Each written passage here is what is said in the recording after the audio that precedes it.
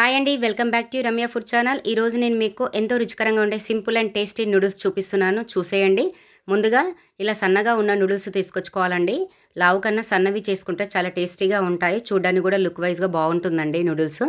ముందుగా ఒక బాణీ పెట్టుకొని అందులో వాటర్ వేసుకోవాలండి. వాటర్ బాగా మరగాలి. మరిగిన తర్వాతకు మనం తెచ్చుకున్న నూడిల్స్ అందులో వేసుకొని 1 table spoon oil, 1 table spoon salt వేసుకొని 70% వరకు కుక్ చేసుకోండి.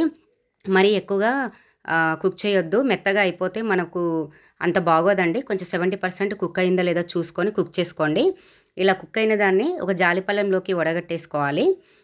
ఇలా నేను చూపిస్తున్న విధంగా జాలిపళ్ళెంలోకి వడగట్టేసుకొని ఒక గ్లాసు చల్లటి వాటర్ పోసుకోండి.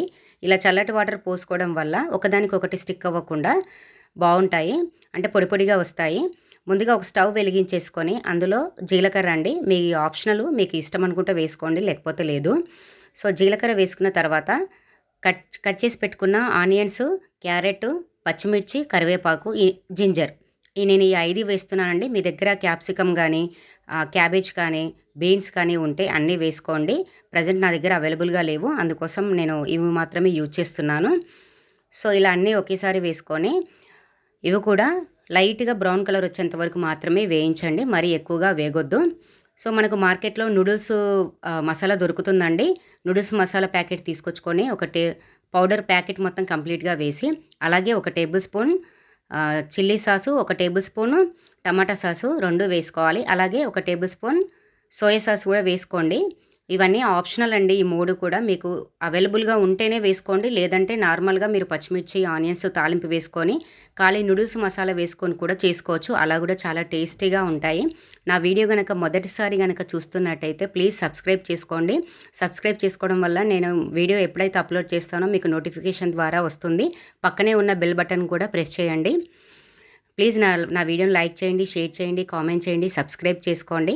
అలాగే 1 టేబుల్ స్పూన్ సాల్ట్ కూడా వేసుకొని బాగా కలుపుకొని మనం ముందుగా ఉడకబెట్టుకున్న ఈ నూడిల్స్ని వేసుకోవాలండి. చూసారు కదా ఎంత పొడి పొడిగా వచ్చాయో. ఇలా 70% మాత్రమే కుక్ చేసి వేసుకోండి.